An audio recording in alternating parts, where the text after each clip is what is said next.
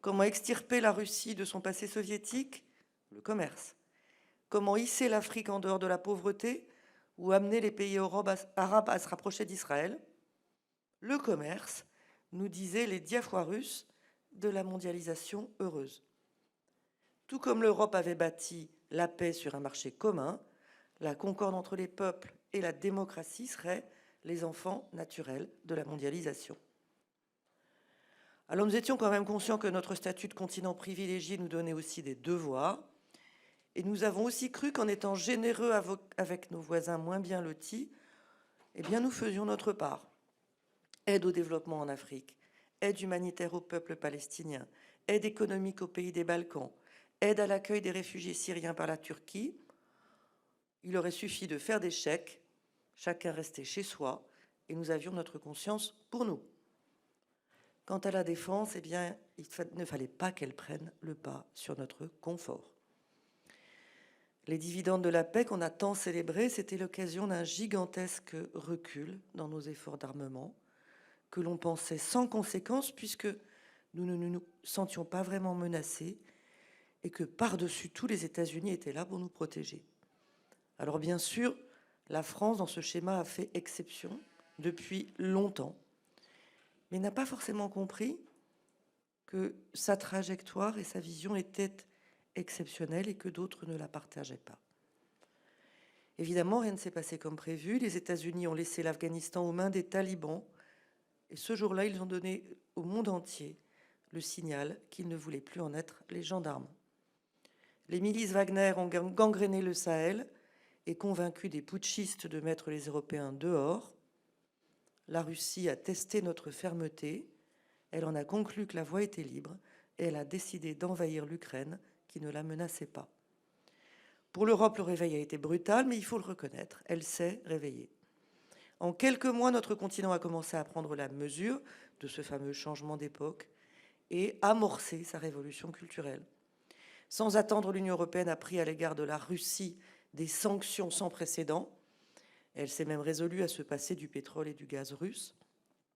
Un peu moins de confort, pour un peu plus d'indépendance, c'était déjà quelque chose. En quelques semaines, l'Europe s'est organisée pour envoyer des armes et des munitions à Kiev.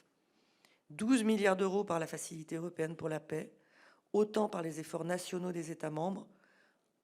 En très peu de temps, les instructeurs européens ont formé 40 000 soldats ukrainiens à partir au combat. Tout cela est sans précédent. Tout cela, nous avons dû l'inventer en marchant. La Facilité européenne pour la paix, nous venions à peine de la mettre en place et nous ne l'avions pratiquement jamais mise en œuvre. La formation de soldats étrangers sur le sol européen à cette échelle, nous y avions eu recours jusque-là au compte-gouttes et souvent avec un succès mitigé, que l'on pense au Mali ou à la Centrafrique. Soudain, nous avons changé d'échelle parce que nous avions changé de monde. Malheureusement, après le temps de la stupéfaction est venu un peu trop vite celui de l'autosatisfaction. L'Europe parlait enfin le langage de la puissance, disions-nous tous. Pourtant, ceux qui étaient, et j'en suis, au cœur du réacteur de ces efforts, ont vu les obstacles et les limites apparaître très vite. Chaque tranche de la Facilité européenne pour la paix doit être adoptée à l'unanimité des 27 États membres. Il a donc suffi de pas grand-chose, l'obstruction de l'un d'entre eux, la Hongrie, pour que le mécanisme se bloque. La règle de l'unanimité dans l'Union européenne, c'est la certitude de n'avancer qu'au rythme du plus réticent des 27. Nous avons aussi vu très vite que nous vidions nos stocks et qu'il faudrait les reconstituer d'urgence. Nous avons donc décidé de prendre exemple sur le Covid et ses vaccins et d'acheter en commun des armes et des munitions. Eh bien, la réalité a été la même que pour le Covid. Nous y sommes parvenus, mais 80% de nos achats se sont faits hors d'Europe, les 2/3 aux États-Unis. La lumière jetée sur nos industries d'armement était crue et elle était cruelle. Nous avons alors mis en place un plan munitions pour encourager la production sur notre sol. Nous avons promis à l'Ukraine 1 million de munitions en 1 an. Nous en sommes à la moitié. Est-ce à dire que nous avons échoué? Je pense que ce serait à la fois sévère et profondément injuste.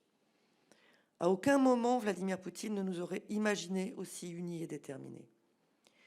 Mais est-ce que nous faisons assez? À l'évidence, non, car nous sommes encore restés dans notre zone de confort. Nous parlons d'économie de guerre, mais nous livrons moins de munitions en 1 an à l'Ukraine que la Corée du Nord à la Russie en 3 mois. Nous voulons accélérer la production, mais les industriels attendent des commandes et les budgets de nos États ne suivent pas.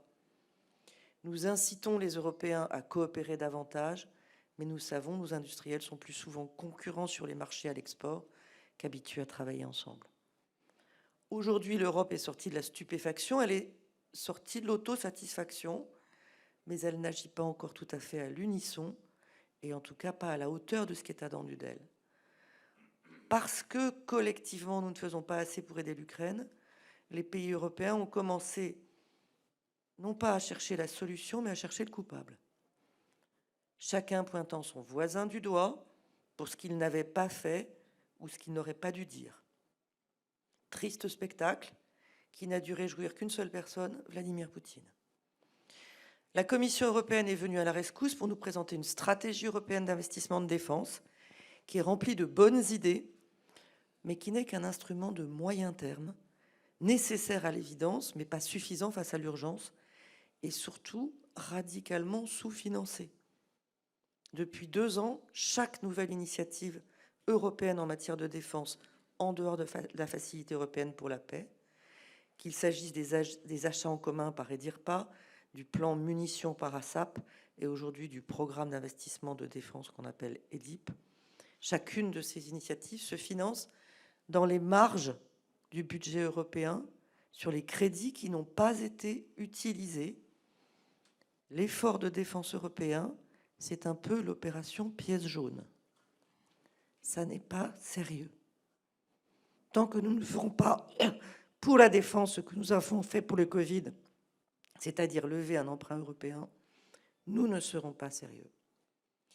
Alors bien sûr, j'ai beaucoup parlé d'Ukraine et on comprend pourquoi, mais je ne voudrais pas m'en tenir là sans partager quelques réflexions sur notre rapport au reste du monde, en commençant bien sûr par Gaza. Et c'est certainement le sujet sur lequel je serai le moins sévère avec l'Europe. La tragédie que vivent le peuple israélien et le peuple palestinien depuis le 7 octobre, le monde entier a échoué à la prévenir et le monde entier échoue à l'arrêter. Face à face, il n'y a ni de Klerk ni Mandela, il y a Netanyahou et il y a le Hamas.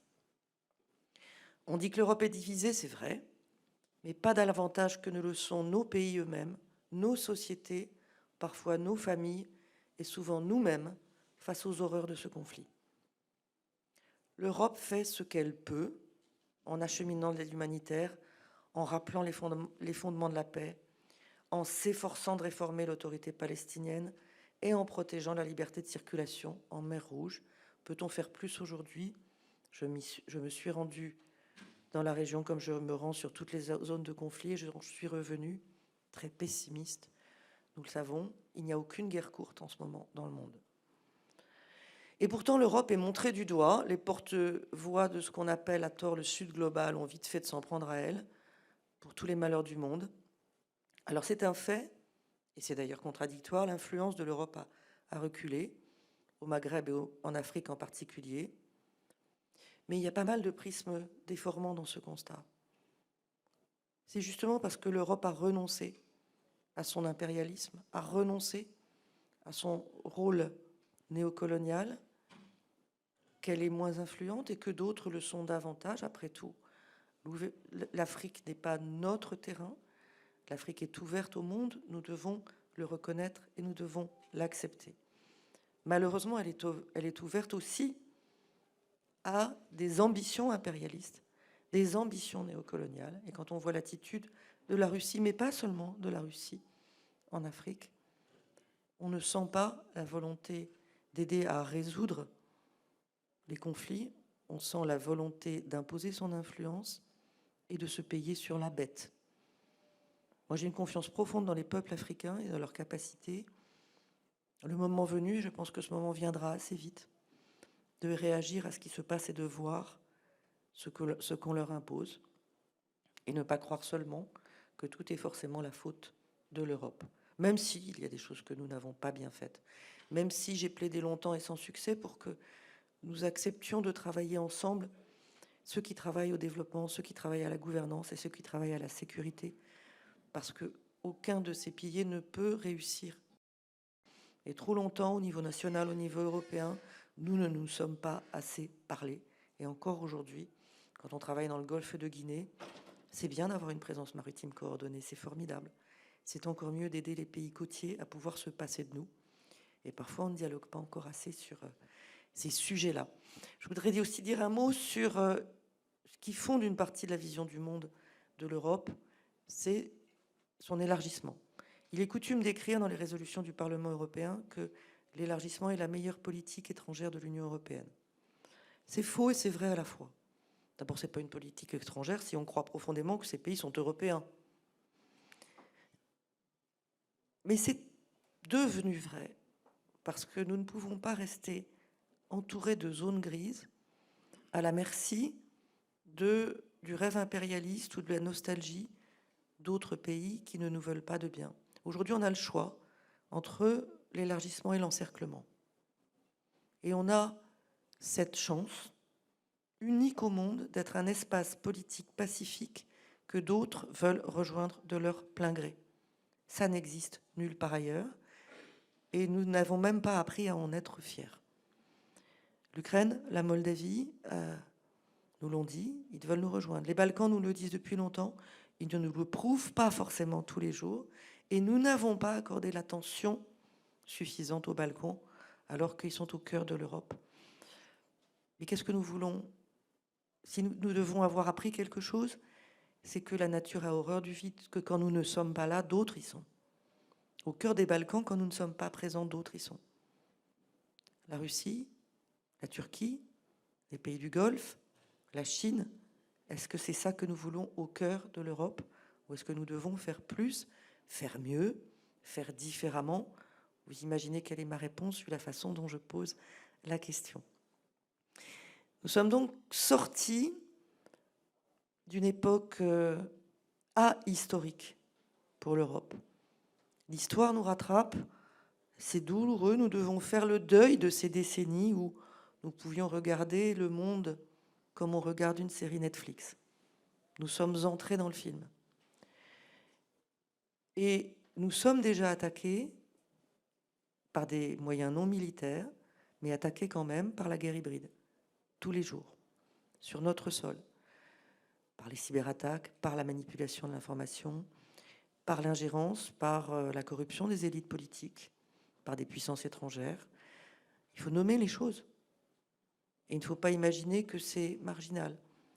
Les pays autoritaires qui se livrent à ces ingérences ont eu le temps pour eux. Quand vous n'avez pas peur de la prochaine élection, même si on voit Vladimir Poutine assassiner ses opposants et nous prouver qu'il a peur de la démocratie, mais quand vous êtes certain de pouvoir rester 20 ans ou 30 ans, vous investissez dans ces ingérences. Et vous attendez d'avoir un retour sur investissement. Aujourd'hui, certaines forces politiques disent que l'Europe est une passoire. S'il y a une passoire que je veux bien admettre et contre laquelle je veux bien lutter, c'est celle des ingérences. Malheureusement, les mêmes forces politiques qui dénoncent la passoire en sont les passeurs. Nous sommes soumis à des ingérences étrangères qui non seulement n'ont pas désarmé, mais se sont multipliées parce que nous sommes attaqués pour ce que nous sommes, pour le modèle de société que nous avons choisi, pour le modèle politique que nous avons choisi, et pour ce contre-modèle à ce que sont ces régimes autoritaires. De même que l'Ukraine prouve qu'on peut être slave et démocratique, de même que Taïwan prouve qu'on peut être chinois prospère et démocratique, de même, nous prouvons que nous sommes attractifs, parce que d'autres pays veulent nous rejoindre, et parce que je n'ai pas vu un seul migrant prendre la route vers la Russie ou vers la Chine. Je les ai tous vus essayer de venir vers l'Europe ou les États-Unis. Alors, soyons à la fois fiers de ce que nous sommes, davantage capables de défendre ce que nous sommes, puisque nous sommes attaqués, davantage capables d'être des producteurs de sécurité, des alliés fiables des démocraties qui croient en nous, un pilier européen de l'OTAN, car la querelle sur le sexe des anges entre l'autonomie stratégique et l'OTAN est, de mon point de vue, résolue. L'OTAN a besoin d'un pilier européen plus fort, et peut-être qu'après les élections de novembre, l'OTAN sera à nouveau en état de mort cérébrale. Je ne le souhaite pas, mais il faut nous préparer. Aujourd'hui, ce que je vous dis est très partagé en Europe.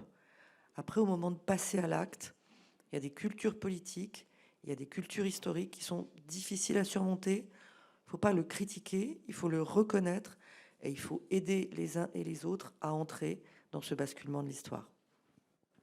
Merci beaucoup, Madame la députée. On peut vous applaudir, effectivement. Merci pour ce discours impactant pour cette première keynote de la journée.